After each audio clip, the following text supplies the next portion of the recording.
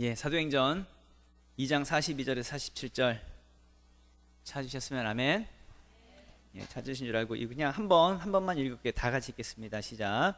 그들이 사도의 가르침을 받아 서로 교제하고 떡을 떼며 오로지 기도하기를 힘쓰니라. 사람마다 두려워하는데 사도들로 말미암아 기사와 표적이 많이 나타나니 믿는 사람이 다 함께 있어 모든 물건을 서로 통용하고 또 재산과 소유를 팔아 각 사람의 필요를 따라 나눠주며 날마다 마음을 같이하여 성전에 모이기를 힘쓰고 집에서 떡을 떼며 기쁨과 순전한 마음으로 음식을 먹고 하나님을 찬미하며 또 온 백성에게 칭송을 받으니 날마다 더하게 하시니라. 아멘. 교회다운 교회라는 제목으로 같이 말씀을 나눠보도록 할게요. 지난 금요기도회 때 나눴던 말씀을 계속 이제 이어서 하는 부분이긴 한데 계속 말씀 교회에 대한 부분입니다. 20주년을 하나님께서 인도하셨고 또 이제 20주년으로 끝나는 것이 아니라 우린 계속 되어져야 하니까요. 하나님께서 원하시는 하나님의 비전으로 달려가는 그런 교회가 되어야지요. 그래서 같이 나누고자 합니다. 오늘도 옆에 분들하고 다시 한 번 더 우리 인사하겠습니다. 당신은 복의 사람입니다. 인사할게요. 당신은 당신이 20주년의 증인입니다. 당신이 20주년의 자, 우리 아싸 큰 복이 열어집니다. 아싸 큰 복이 열어집니다. 자, 다른 분하고 아싸 큰 복이 열어집니다. 아싸 큰 복이 열어집니다. 여러분들 정말 큰 복 받으실 겁니다. 하나님께서 이번에 이제 20주년에 참석하신 여러분들 한 사람 한 사람 모든 성도님들 여러분들의 삶을 반드시 하나님께서 복되게 하실 것입니다. 여러분들이 가는 곳마다 반드시 승리와 정복의 역사를 보게 될 것이고요. 무슨 일을 하든지 여러분들은 정말 두려워하지 말고 도전하십시오. 반드시 성공하게 될 것입니다. 어떤 문제와 어려움도 여러분들은 돌파하게 될 것이고 여러분들 특별히 기대하십시오.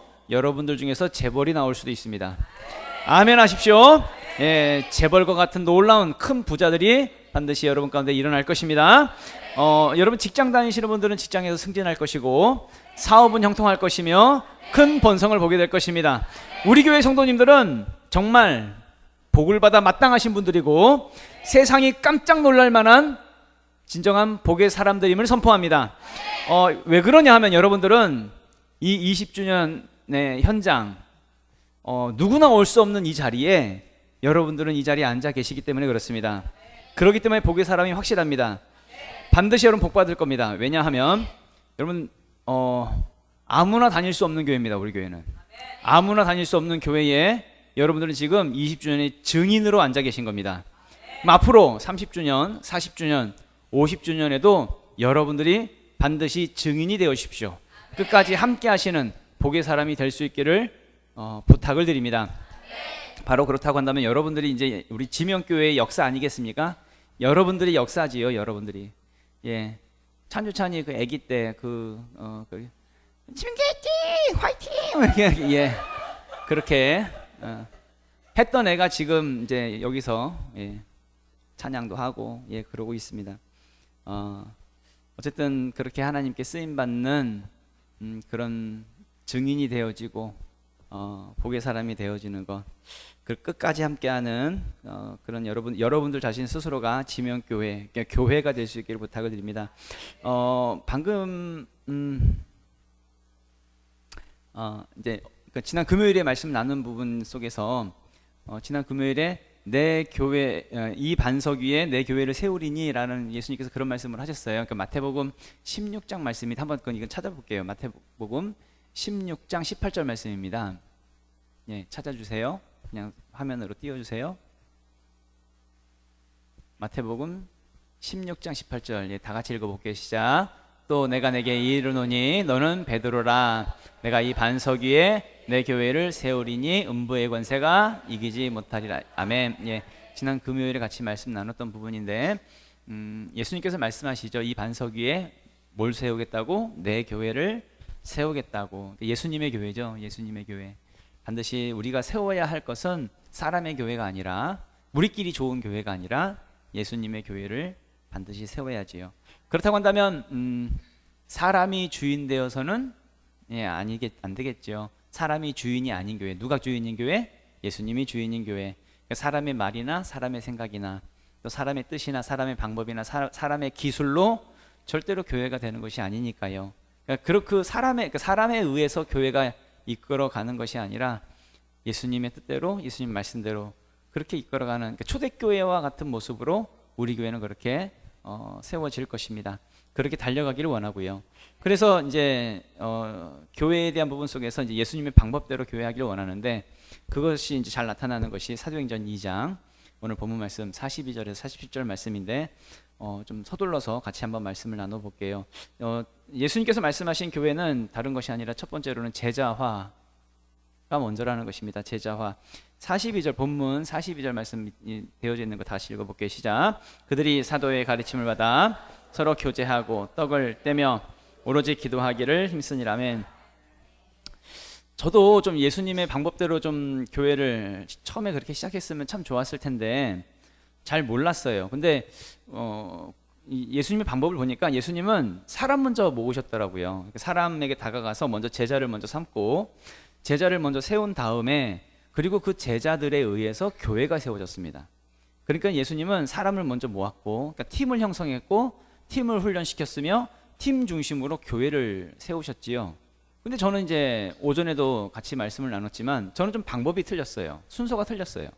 저는 이렇게 교회부터 세웠습니다. 교회부터 세우고 나서 열심히 사람을 만나고 다니려고 하다 보니까, 그러니까 이게 첫 단추부터 잘못 끼우다 보니까 이게 굉장히 이제 힘들더란 이야기죠. 잘못된 방법으로 시작하다 보니까 이게 계속 이제 시행착오들을 겪고 결국에는 이제 교회가 힘든 과정 속에서 계속 이제 물론 이제 지금까지 하나님께서 도우셨지만 힘든 과정들을 좀 겪었다라는 이야기죠. 그러니까 좀 다시 이제 방향을 다시 잡고 좀 느리지만 저 거북이처럼 천천히 한 사람씩 만나고 관계 맺고 친밀함 속에서, 그러니까 사람에게 집중하고 사람을 제자 삼는 것, 이것에 집중하면서 가다 보니까 다시 이제 제자 비전으로 이제 방향을 잡아서 지금은 이제 잘 달려가고 있지요. 그러니까 제자 비전에 대한 개념, 그러니까 제자화가 되어지는 것, 여기에 이제 예수님처럼 지금 집중하고 있다는 것이지요. 그래서 지금은 이제 우리가 G12에 대한 부분을 이렇게 이야기하면 많은 분들이, 우리 모든 성도님들은 그래도 다 이해하시는 부분들이 있잖아요. 그러니까 지금 예전에는 G12라든지 제자 이런 거 얘기하면 그게 뭔가 그런 분들이 많았거든요. 근데 지금은 이제 제자화, 이제 제자가 되어야 한다 이렇게 말씀을 드리면 많은 분들이 수긍을 하시고 오히려 내가 그렇게 하지 못하는 것에 대해서 이제 아쉬워하고 이런 부분이지, 우리는 어쨌든 열심히 지금 제자 비전으로 지금 달려가고 있죠. 두 번째로 이제 성령 충만한 교회가 되어져야 된다는 얘기지요. 한번 이제 말씀 되어져 있으니까, 되어져 있는 건 사도행전 2장 38절부터 41절까지 다 같이 읽겠습니다. 시작. 베드로가 이르되 너희가 회개하여 각각 예수 그리스도의 이름으로 세례를 받고 죄 사함을 받으라. 그리하면 성령의 선물을 받으리니 이 약속은 너희와 너희 자녀와 모든 먼데 사람 곧 주 우리 하나님이 얼마든지 부르시는 자들에게 하신 것이라 하고, 또 여러 말로 확증하며 권하여 이르되 너희가 이 패역한 세대에서 구원을 받으라 하니 그 말을 받는 사람들은 세례를 받음에 이날의 신도의 수가 3,000이나 더하더라. 아멘. 예수님이 죽으시고 이제 부활하시고, 이 부활의 주님이 40일 동안 제자들에게 하나님의 나라에 대해서 가르치셨어요. 그리고 나서 예수님께서 승천을 하셨습니다. 승천하신 다음에 불과 10일밖에 안 지났는데 이제 이때는 이제 오순절이죠. 이 오순절날 하나님께서 이 제자들에게 또 120명의 성도들에게 성령을 부으십니다. 강력한 역사가 일어나지요. 성령의 기름 부음이 이 120명의, 그때 당시에 120명의 성도들이 모여서 막 기도를 할 때에 강력한 역사로 성령이 임하게 됩니다.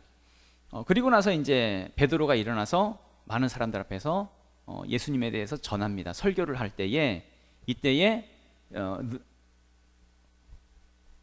그 말, 구원받은 사람들, 그 말을 받으니 세례를 받으면 이날에 신도의 수가 몇 명? 3,000명. 3,000명이 회개하고 세례를 받고 성령을 받고 교회로 들어온 숫자가 몇 명? 3,000명이 교회에 들어오더란 이야기죠. 그런데 이 3,000명은 그냥 어중이 떠중이 지나가는 사람 데리고 온 것이 아니라 정확하게 회개하고 세례를 받고 성령 받은 사람, 그 성령 받은 사람 3,000명이 교회에 들어왔다는 이야기입니다. 그러니까 120명이 성령 받아서 120명으로 시작되었는데, 바로 베드로가 설교 한 번 했더니 성령 받은 사람 3,000명으로 번성이 시작되었다는 이야기입니다. 그러니까 하나님은 반드시 사람을 통해서 일하시는데, 그냥 아무나를 통해서 일하시는 것이 아니라 어떤 사람? 성령 받은 사람을 통해서 역사하시더란 이야기죠. 그러니까 우리가 어떤 사람이 되어야 돼요? 성령 받은 사람이 반드시 되어야 된다는 얘기입니다. 성령 받아야 합니다. 성령 받지 않으면 꽝입니다. 뭘 해도 꽝입니다. 그러니까 우리가 복의 사람입니다 서로 인사를 하지만, 진짜 성령 받아야 진정한 복의 사람이 되는 것이지요. 하나님은 재능이 많은 사람을 사용하시지 않습니다. 똑똑한 사람을 사용하시는 것도 아니고 능력 많은 사람을 사용하시는 것도 아닙니다. 어쩌면은 능력이 많아서 하나님이 사용하실 수 없을 수도 있습니다. 하나님이 사용하시는 사람은 그냥 자신의 모든 것들을 다 포기하고 성령 받은 사람, 성령이 의지하는 사람, 성령 충만한 사람을 하나님은 사용하시더란 이야기죠. 그러니까 우리가 필요한 것은 성령 충만입니다. 성령 받는 것. 그러면 끝까지 가는 것입니다. 하나님이 나를 끝까지 사용하시거든요. 성령 받은 사람은 절대 하나님이 포기하시지 않습니다. 성경에 나오는 인물 중에 사울왕이 있는데요. 사울왕은 처음에는 성령 받았어요. 성령 받았는데 이스라엘의 왕이 되고 나서 이제 사람 눈치를 보는 겁니다. 사람 쫓아다니고 인기 쫓아다니고 자기가 이제 왕권이 있으니까 왕권에 대해서 연연하고 백성들 눈치 보고 뭐 그러다 보니까 성령이 결국에는 떠나가게 됩니다. 성령 떠나가니까 뭐가 들어와요? 악신이 들려요. 나중에 성경에 보면 이 사울왕이 악신 들려가지고, 그러니까 귀신 너무 괴로우니까, 악신이 들려가지고 괴로우니까 귀신 쫓아달라고 무당 찾아가는 그런 내용도 있습니다. 그러니까 비참한 신세가 되는 거지요. 성령 충만해야 됩니다. 반드시 우리는 성령 충만해야 합니다. 그래야 하나님께서 끝까지 사용하신다는 이야기죠. 세 번째로는 셀교회입니다. 우리 교회는 셀 중심의 교회입니다. 46절 말씀을 한번 읽어볼게요. 시작. 날마다 마음을 같이하여 성전에 모이기를 힘쓰고 집에서 떡을 떼며 기쁨과 순전한 마음으로 음식을 먹고. 아멘. 초대교회는요, 방금 읽은 말씀 보니까 날마다 모였습니다. 날마다 성전에 모이기를 힘썼다라고 말을 하고 있지요. 그리고 집에서 떡을 떼고 집에서 음식 먹고 뭐 그랬다는 이야기입니다. 무슨 얘기예요? 우리 표현대로 하면 셀 모임을 했다는 얘기입니다. 그러니까 성전에서 모였는데, 성전에서 모였을 때 여러분 뭐 좀 약간 성경을 아시는 분들은 성전에 모였으니까 그 3,000명 넘는 사람들이 예배를 드리지 않았을까? 이렇게 생각을 하는 사람들이 있는데, 그때는 예배라고 하는 개념이 없었어요. 초대교회는 예배라는 개념이 없었고 그냥 유대인의 뭐 제사법 뭐 이런 것만 있었습니다. 그러니까 성전에 모였다라고 하는 것은 성전 앞뜰에서 사람들이 모여가지고, 기독교인들이 모여가지고 뭐 했다는 거예요? 교제했다는 거예요. 교제. 그러니까 335 모여가지고 교제하고, 그러니까 셀을 한 거죠. 셀. 그리고 집으로 가서 떡을 떼고 음식 먹고 그랬다는 이야기입니다. 그러니까 교제권이, 이것이 굉장히 중요한 것이, 교회는 교제하는 것입니다. 코로나 때 많은 교회들이 지금까지도 이제 위기를 겪고 있는 교회들이 많은데, 심각한 위기를 겪은 많은 교회들의 공통점이 있습니다. 그것은 대그룹 중심의 교회들이 다 위기를 겪습니다. 그런데 우리 교회는 그렇게 큰 위기를 겪지는 않았습니다. 왜냐하면 우리는 셀 중심이니까요. 그러니까 작은 모임으로, 그때 당시 뭐 4인 이상 집합금지 뭐 이런 거 있었잖아요.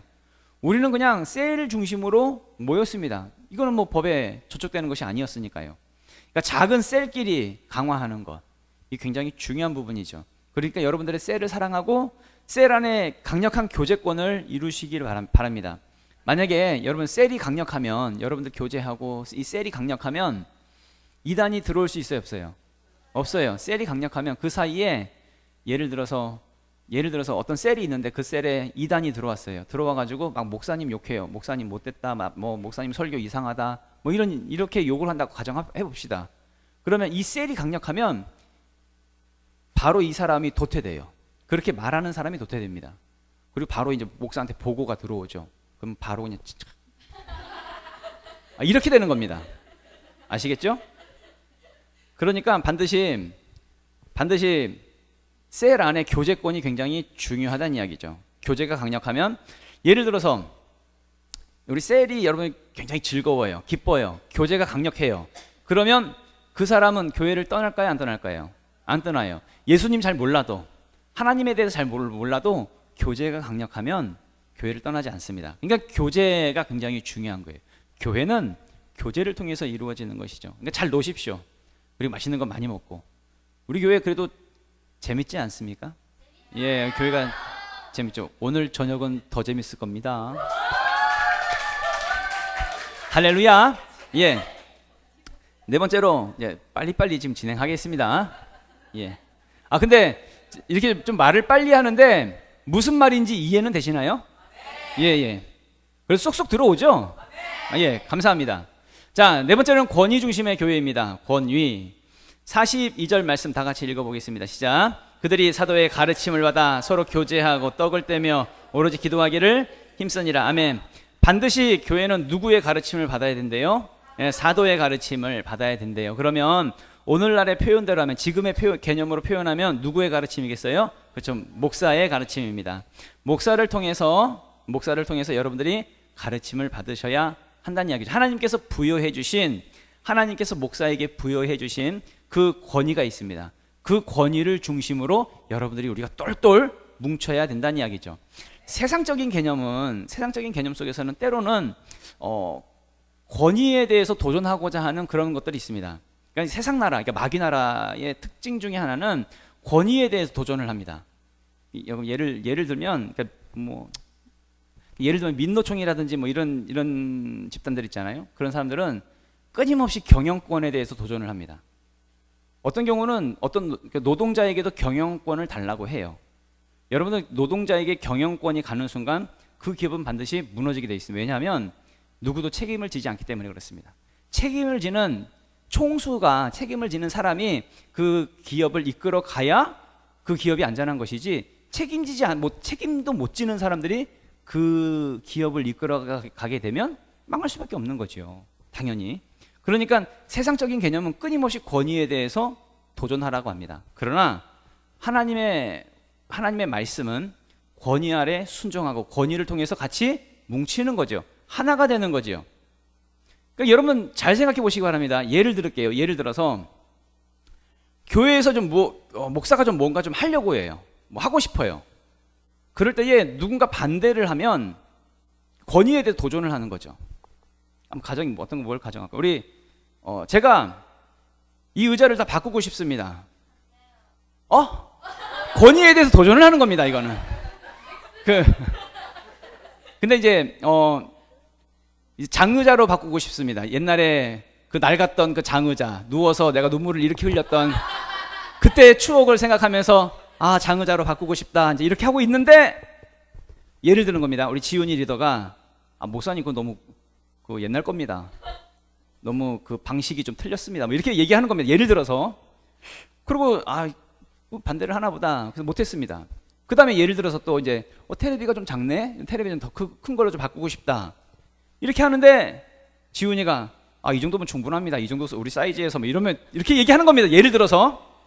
그러면 그 다음부터 목사가 좀 해야 되겠다라고 생각을 할 때에 추진할 수 있을까요? 머뭇거릴까요? 머뭇거립니다. 못하게 됩니다.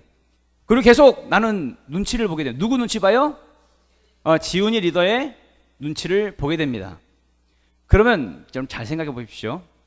목사가 지훈이 리더의 눈치를 보는 그 순간부터 지훈이에게 복이 될까요? 저주가 될까요? 저주가 되는 것입니다. 그러니까 절대 교회 안에서 목사의 눈치 보는 사람이 되지 말기를 부탁을 드립니다. 그런 사람이 교회 안에 나오면 안 됩니다. 그 사람에게도 저주가 되지만 교회도 아무것도 하지 못하는, 그러니까 교회에게도 복이 되지 못하는 거예요.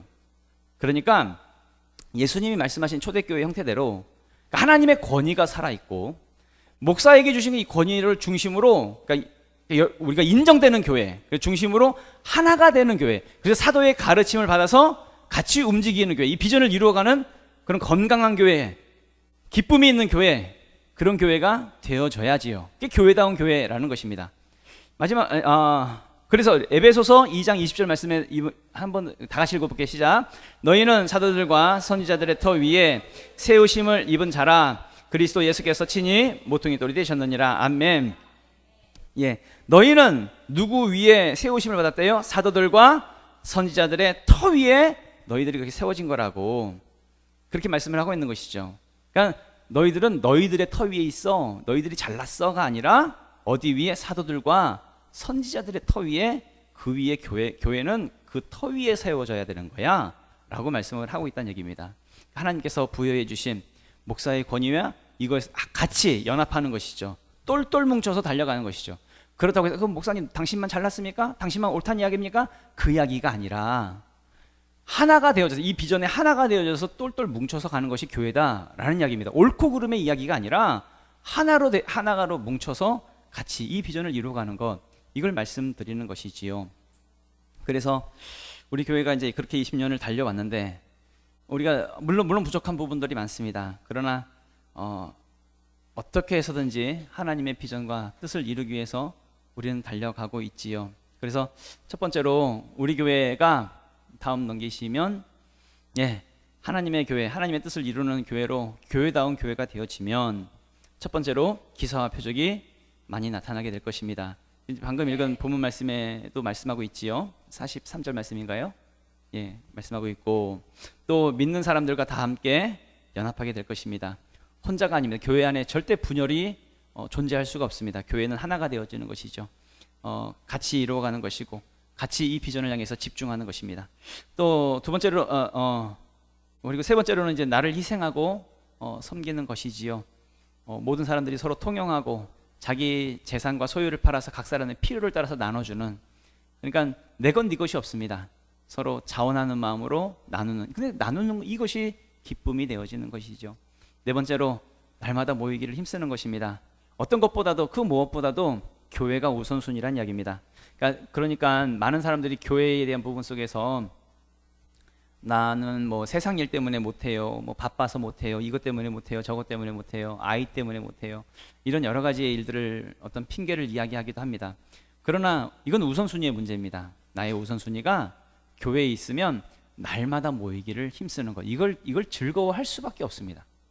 그러니까 그렇게 되어지면 억지로가 아니라 자원하는 마음으로 교회 안에 강력함이 나타나게 된다는 이야기죠. 그러니까는 기사와 표적이 자연스럽게 교회 안에서 일어나는 것입니다. 그럴 때에 다섯 번째로 온 백성에게 칭송을 받는 교회가 되어지는 것이죠. 온 백성에게 칭송을 받는다고 할 때에 이거는 한번 말씀을 찾아볼까요? 그러니까 맨 마지막 구절, 사도행전 2장 47절입니다. 다 같이 읽어보겠습니다. 시작. 하나님을 찬미하며 또 온 백성에게 칭송을 받으니 주께서 구원받는 사람을 날마다 더하게 하시니라. 아멘. 온 백성에게 칭송을 받는 그 원인이 뭐냐면 하나님을 찬미하는 것입니다. 그러니까 세상 사람들이 우리에 대해서, 우리 예수 믿는 사람 기독교인들에 대해서 인정하고 칭송하는 그 이유는 뭐냐면 우리가 하나님을 믿는 모습을 보면서 예수 믿는 건 저렇게 믿어야 되는구나, 저게 믿는 사람이지 라고 하면서 인정하는, 그것이 뭐예요? 내가 하나님을 찬미하는 것, 그러니까 내가 하나님께 집중하고 하나님을 믿는 모습, 거기에 있다는 이야기입니다. 그러니까 우리가 뭐 예를 들어 세상 속에서 세상에 착한 일 좀 하고 불우한 이웃 도와주고 뭐 그랬다고 해서 세상 사람들이 우리를 칭송하는 것이 아니라 어떤 믿음의, 그러니까 어떤 어려움과 환난의 상황 속에서도 믿음 붙잡고 믿음으로 이겨내는 그 모습을 보면서 믿음으로 저렇게 이겨내는구나, 믿음이 저렇게 저 사람, 저 삶을 복되게 하는 것이구나 라고 하는 것, 그걸 보면서 그걸 칭송하는 것이죠. 그럴 때에 세상 사람들은 깜짝 놀라면서 어떻게 해요? 날마다 하나님께서 구원받는 사람을 더하게 하시는 그 역사가 나타난다는 얘기입니다. 그렇다고 한다면 우리가 집중해야 될 것은 뭐냐면, 집중해야 될 것은 세상이 아니란 얘기입니다. 세상에서 무슨 일, 세상 일, 내가 어떻게 하면 돈 벌까? 세상의 가치, 세상에서 잘 되는 일, 성공하는 일, 그것에 있는 것이 아니라 하나님께 집중하는 것, 하나님을 찬미하는 것, 교회에 더 집중하면 하나님께서 우리를 더 복되게 하신다는 이야기죠. 세상 사람들이 우리를 궁금해할 겁니다. 세상 사람들이 우리를 보면서 저 사람들은 뭔데 저렇게 좋아할까? 나는 이렇게 불행한데 왜 교회 다니는 저 사람들은 저렇게 행복해할까? 교회 다니는 사람들은 왜 무슨 이유 때문에 저렇게 잘 될까? 이걸 궁금해하고 이것을 칭송하는 것이죠. 그러니까 우리가 무엇에 집중해야 될까요? 하나님께 집중해야죠. 믿음에 집중해야 하고요. 우리가 20주년이 되면서 저는 개인적으로 이제 우리 지명교회에 대해서 다시 한번 다시 돌아보게 되면서 우리가 이제 이 하나님 우리에게 주신 이 비전에 대해서 다시 한번 더 집중하고자 합니다. 물론 저도 목사로서 많이 약했습니다. 연약했습니다. 고백합니다. 때로는 어쩔 때는 현실에 대한 부분 속에서 타협하는 부분도 있었고요. 그런 마음도 있었고요. 또 성도들의 어떤 상황들 있잖아요. 우리 성도님들의 상황들을 보면 나 스스로가 타협했습니다. 그렇지, 저 성도님의 상황은 그럴 수밖에 없어. 그래, 맞아. 저 성도님은 어쩔 수 없지. 그래, 그러면 어쩔 수 없이 포기해야지 뭐. 그러니까 하나님의 비전에 대한 부분보다 어떤 성도님들의 어떤 상황, 현실 이런 것에 더 나 스스로가 연약했던 그런 부분들을 고백합니다. 그러나 이제 20주년이 되면서 다시 하나님께서 나에게 주시는 마음은 아니라는 겁니다. 아니라는 겁니다. 그럴수록 결국 우리의 답은 믿음에 있다는 이야기입니다. 지금의 상황을 돌파할 수 있는 것은 그래, 상황이 그러니까 어쩔 수 없어 라고 하면서 그걸 인정해 주는 것이 아니라 지금의 상황을 돌파하는 것은 믿음이라고, 믿음이 당신을 살아나게 할 거라고, 이것이 비결이라고 그렇게 선포하고 말할 수 있는 이것에 대한 부분으로 다시 한 번 더 이제 목사로서도 이제 세워지기를 원합니다. 다 같이 일어나서 우리 기도하도록 하겠습니다. 글쎄요, 막 두서없이 좀 급하게 이제 말씀을 나눴습니다만,